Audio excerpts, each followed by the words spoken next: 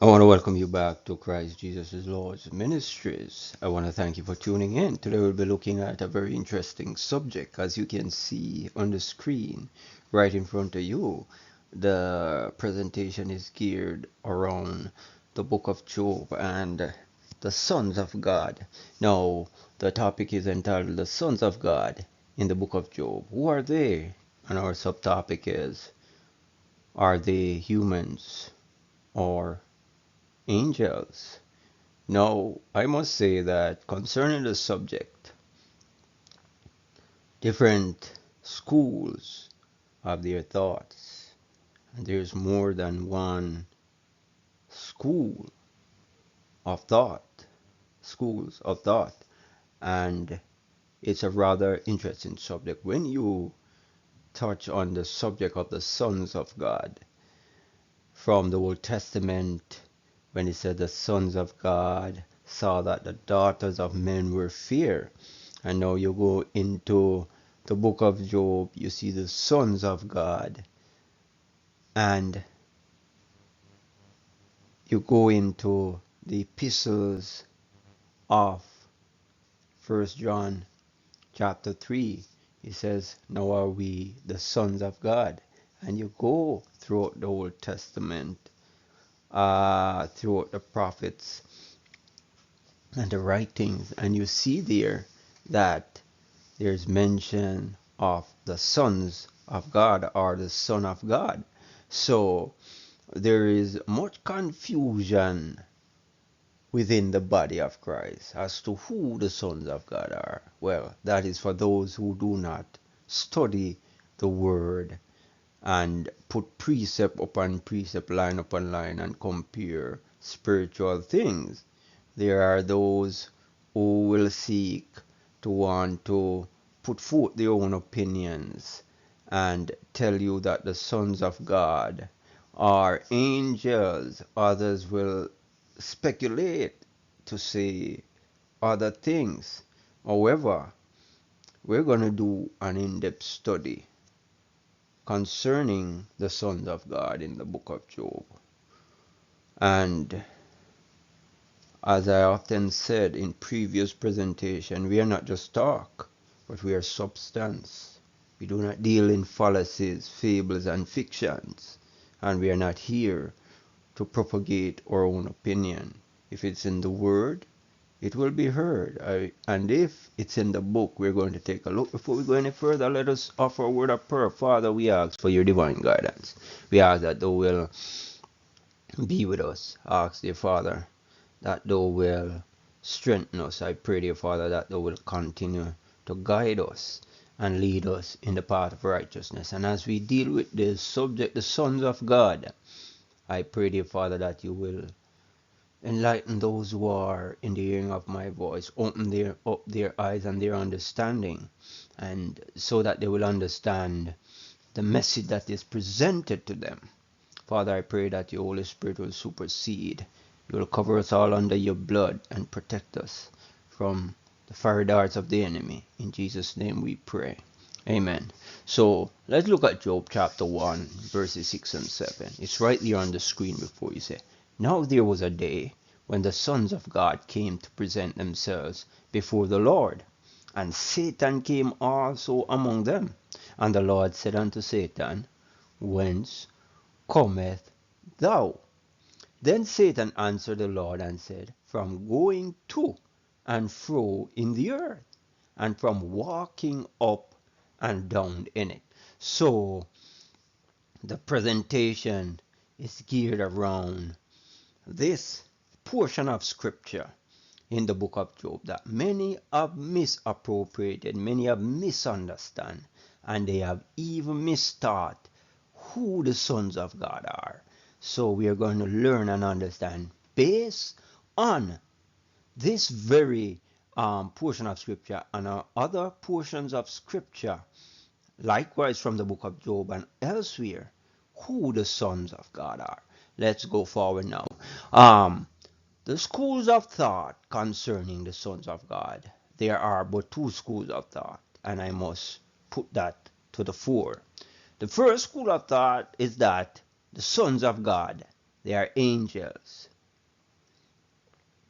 The other schools of thought are that they are beings from the unfallen worlds. Now you might pause there a bit to say, what beings are we talking about? What unfallen worlds? Let us proceed. You will understand as we go in this study. Now, Job 38 verses 4 and 7 says, verse 4, where was thou when I laid the foundation of the earth? Declare if thou hast understanding. So God here speaking to Job, and they were dialoguing after Job had went through the fiery trials, and God showed up in the whirlwind. Now God began to dialogue with Job. And in chapter 30, verse 4, he asks Job the question, where was thou when I laid the foundations of the earth? Declare if thou hast understanding. Then in verse 7, he says, when the morning stars sang together, and all the sons of God shouted for joy. So here we can deduce, and we can also make inference that morning stars and the sons of God are not one and the same. When the morning stars sang together, and all the sons of God shouted for joy. Speaking of two separate groups of individuals, or should I say beings. Now, the textual analysis and hermeneutics of scripture now, of this portion of scripture. Where was thou when I laid the foundation of the earth? And then the other portion is when the morning stars sang together and all the sons of God shouted for joy. These verses tell us that when God began, notice began his work of creating the earth, in other words, laid the foundation, laid the cornerstone, according to verse 6 of the book of Job, chapter 1, there was a response from other created beings. Now, as I have afford mention that morning stars and sons of God are not one and the same. Let us go forward. Then, if they are not one and the same, you might be saying, teacher, who were they? That is, the morning stars and the sons of God. Explain to us, tell us, that we may know the difference, if there is any difference or differences between the morning stars and the sons of God. Are you telling me that man, it is speaking of humans? You're telling me it's speaking of other created worlds? What are you saying? Notice, angels to be sure, who may be classified as morning stars. The Bible calls Satan Lucifer, son of the morning. In the Revised Standard Version, it's translate the same phrase, day star, son of dawn. And we could find that in Isaiah chapter 14. Isaiah chapter 14 and verse 12. And I'll read that for you quickly. It says, how art thou fallen from heaven, O Lucifer, son of the morning? How art thou cut down to the ground, which did weaken the nation? So here we see that Lucifer is referred to as son of the morning. You see, I have scripture to back up what I teach. Now, you need to understand this terminology, morning star, has clear links to son of the morning. Rather, this terminology, son of the morning, has clear links to morning star, because hear what he says. How art thou fallen from heaven, O Lucifer, son of the morning?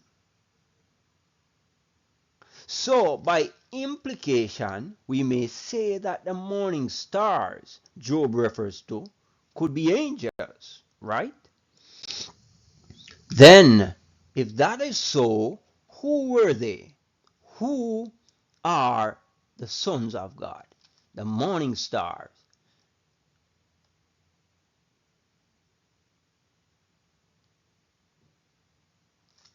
Are these angels too the son of God? Now, if the morning stars are angels, I've just explained, then who are all the sons of God? Are they speaking of Adam's sons, descendants? Let's look at Hebrews chapter 1 verse 5. Hebrews chapter 1 verse 5 seems to rule that out, that the sons of God could not be angels. Let's read it, it's right on the screen. It says, for unto which of the angels said he at any time, Thou art my son, this day have I begotten thee. And again I will be to him a father, and he shall be to me a son. The question implies the answer to no angel. He has not given the title of son to any angel, no one in heaven except Christ Jesus.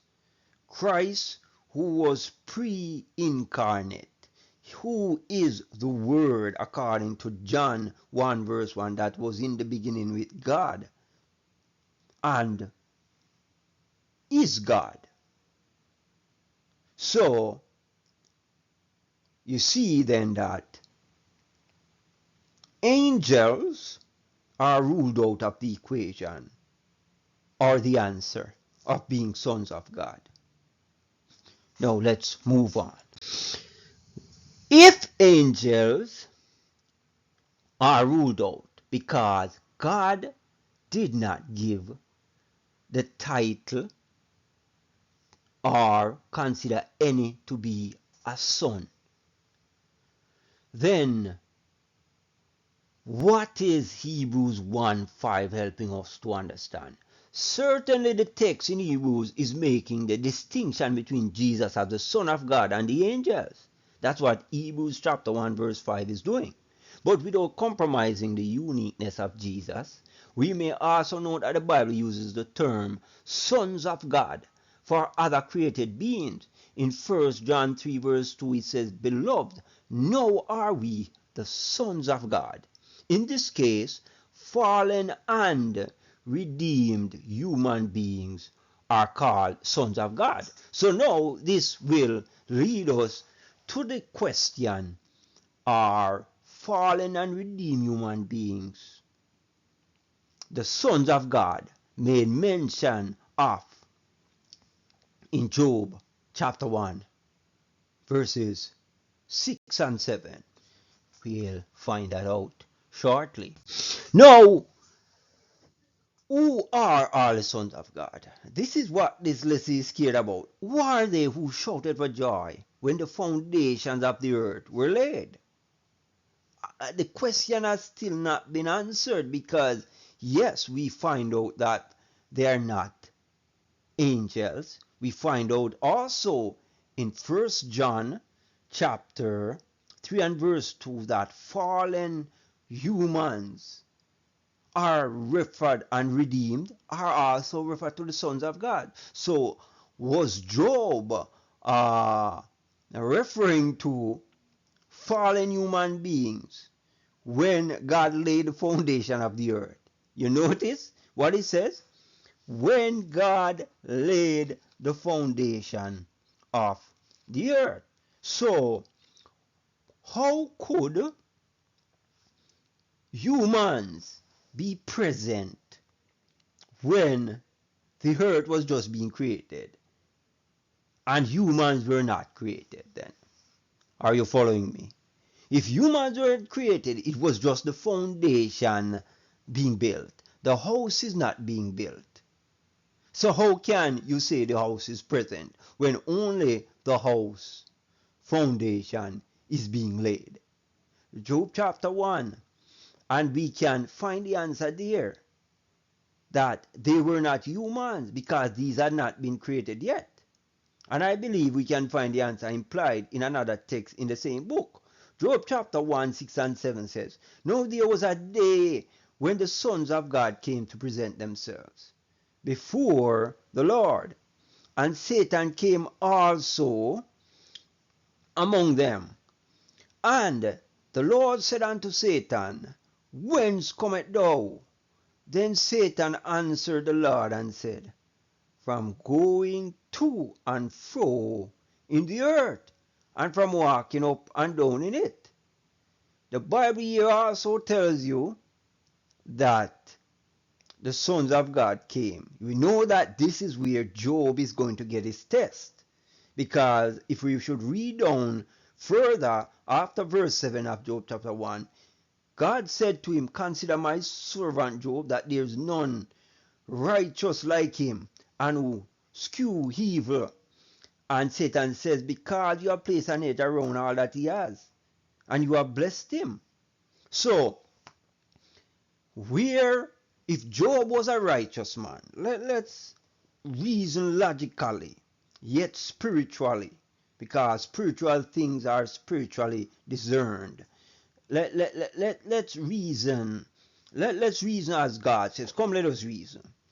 If Job was a righteous man, and he said there was none in the earth as upright and fear God and who hate evil, skewed evil like Job, then why would not Job have been a part of the sons of God who came to present themselves before the Lord? And Satan came also among them. So among the sons of God, Satan presented himself, even though he was not invited. And God asked him the relevant question, "Where are you coming from? Where are you coming from?" He said, "From going to and fro in the earth." So he'd been all about the earth, and from walking up and down in it. No, we're getting to answering the question now. No, based on what was just said, according to Job chapter 1, verses 6 and 7, where was this meeting where the sons of God present themselves before God and Satan showed up? According to the text, this meeting appears not to be on earth. For the text says that the sons of God went to where he, that is God, was, to present themselves before him. And where is God's dwelling place? Now, this is in the days before a temple or sanctuary to God had been erected. So there is no temple thousands of years before the temple, Solomon's temple and Herod's temple was built. So Job lived long before that, before all them, Moses and all these people, Abraham, all these people. Job lived before them. Now, as I've said, this happened, the meeting wherein the sons of God and Satan presented themselves before God. This was in the days before a temple or sanctuary to God had been erected, where we might think of people going there to meet with God, because we saw that the temple in Jerusalem was a place where people would go to meet with God.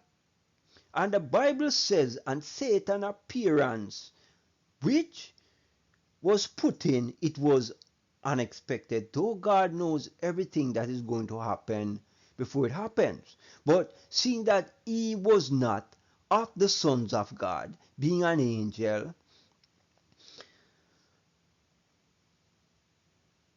he puts in his appearance, which is unexpected. And again, it's not a situation one finds anywhere on earth. After all, Satan is a regular, if unwelcome, attendee at such meetings to deceive and distract God's people. We know that and expect it. So this meeting does not seem to take place on earth. If you disagree, leave a comment in the comment section and leave your views on the subject. I will greatly appreciate it. Now, well, having followed me closely with this study, you would have realized that the sons of God, they are one, not angels. Two, they are not humans. And I put forth the evidence for that, in that he said the morning star sang for joy according to Job, and the sons of God gave their shout for joy. Now, we have established from scripture that morning star refers to angel. And I'll give you even another verse of scripture which proves that. Revelation chapter 12 verse 4 part A says, and his tail, that is referring to the dragon, Lucifer, Satan, drew the third part of the stars of heaven, and did cast them to the earth. That's part A of Revelation chapter 12 verse 4, part A. And we know who the dragon is. We see that in verse 9. So, who are the sons of God?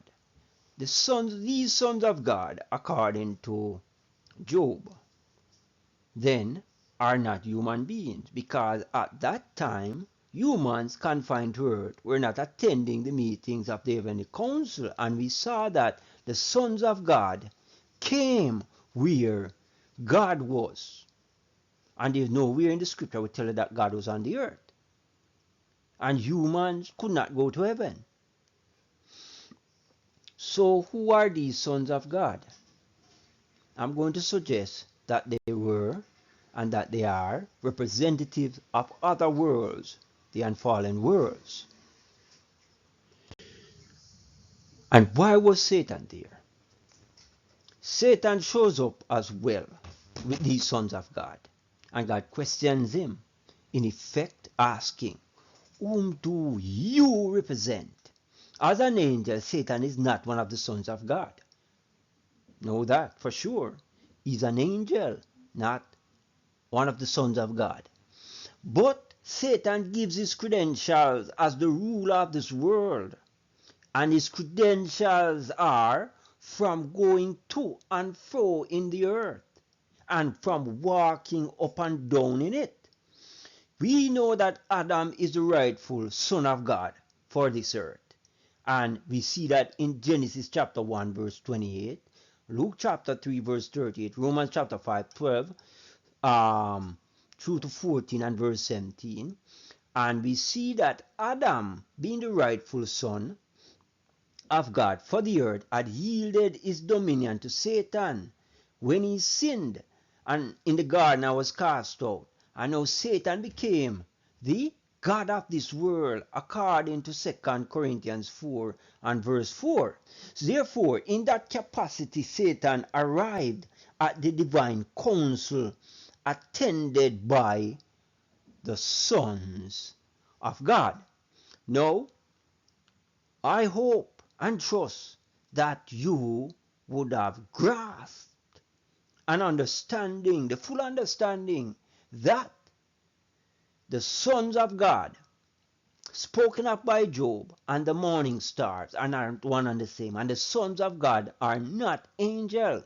So this understanding, this study will help you to understand the portion of scripture in Genesis where it tells you that the sons of God saw that the daughters of men were fair, and they went in unto them and they birthed giants. Giants were in the land. So it would dispel the foolishness that demons had intercourse with human beings, or angels had intercourse with human beings, and as a result the giants came forth and God destroyed the land with the deluge.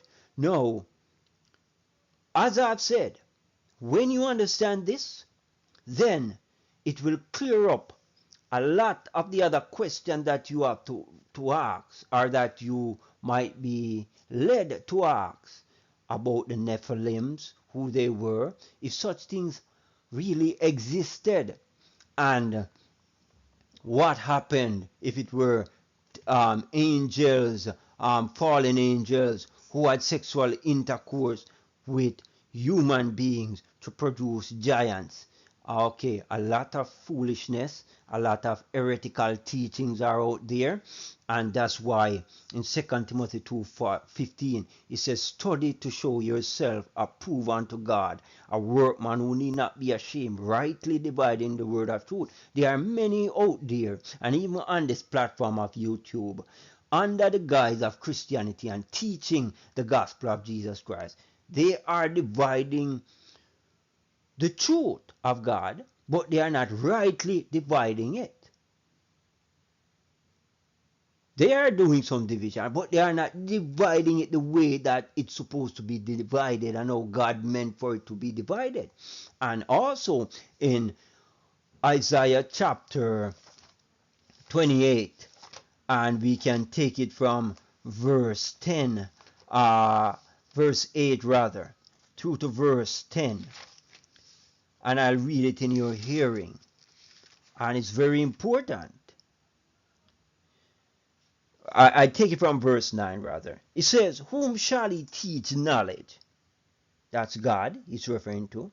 And whom shall he make to understand doctrine? The answer comes back, because it's two rhetorical questions that the prophet Isaiah asks.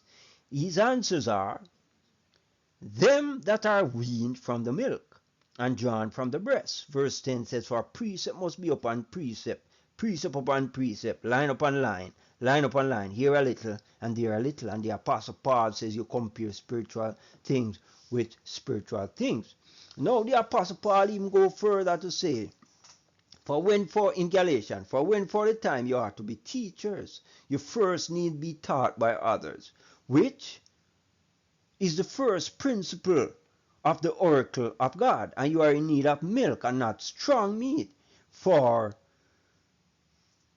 you are a babe. He says, for strong meat belong to those who are of reason, or who have exercised their knowledge to discern between good and evil.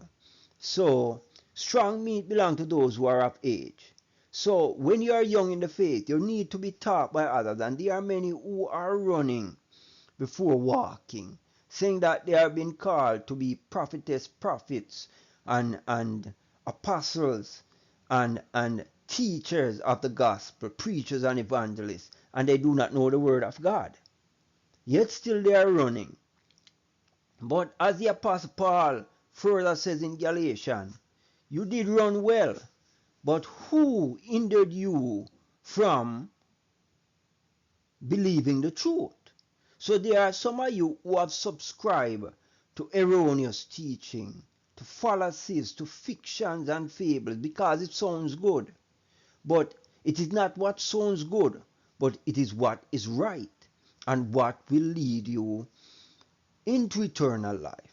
Because Jesus says, I am the way, the truth, and the life.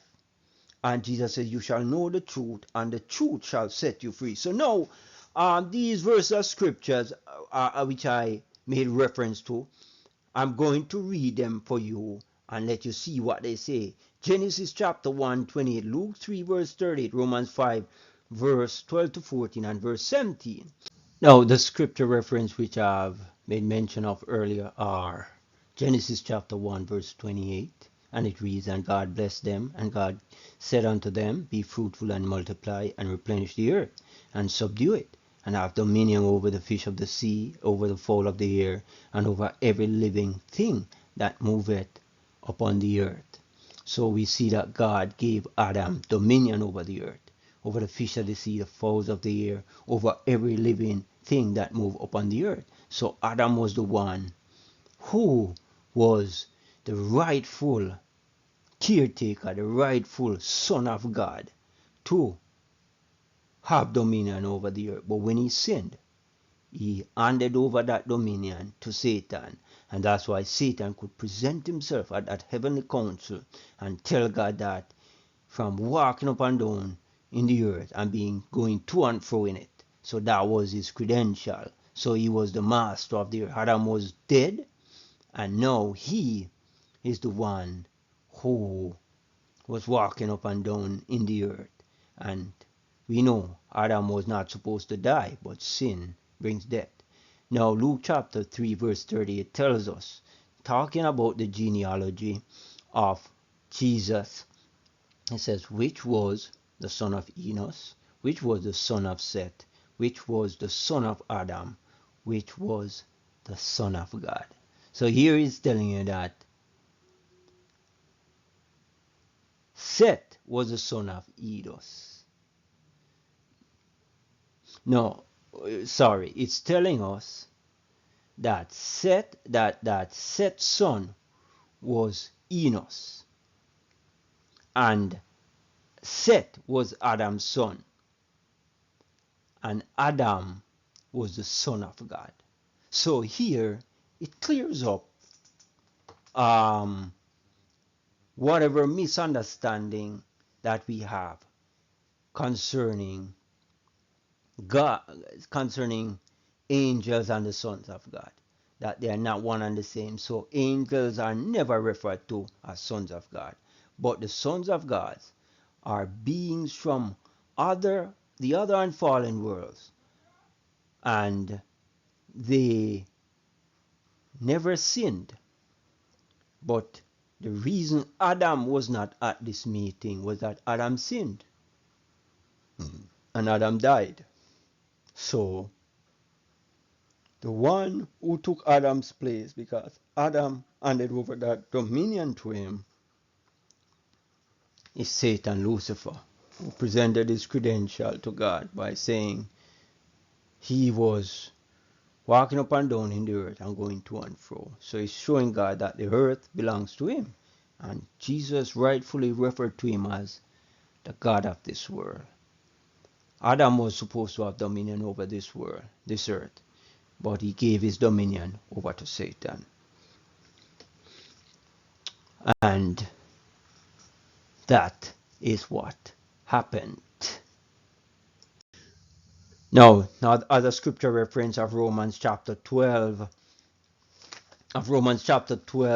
verse 12 through to 14, and verse 17 reads, Wherefore, as by one man sin entered into the world, and death by sin, and so death passed upon all men, for that all have sinned.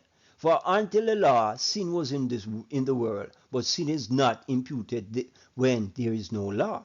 Nevertheless, death reigned from Adam to Moses, even over them that had not sinned, after the similitude of Adam's transgression, who is the figure of him that was to come.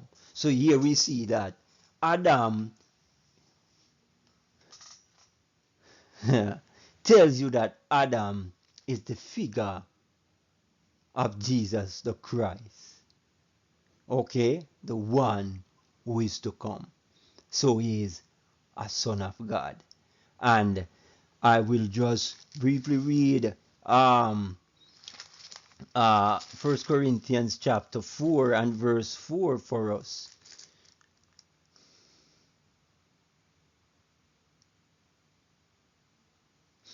1 Corinthians chapter 4 And verse 4 reads this. It says that, allow me to quickly read there.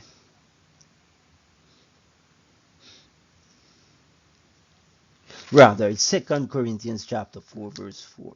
It says, in whom the God of this world has blinded the minds of them which believe not, lest the light of the glorious gospel of Christ, who is the image of God, should shine unto them.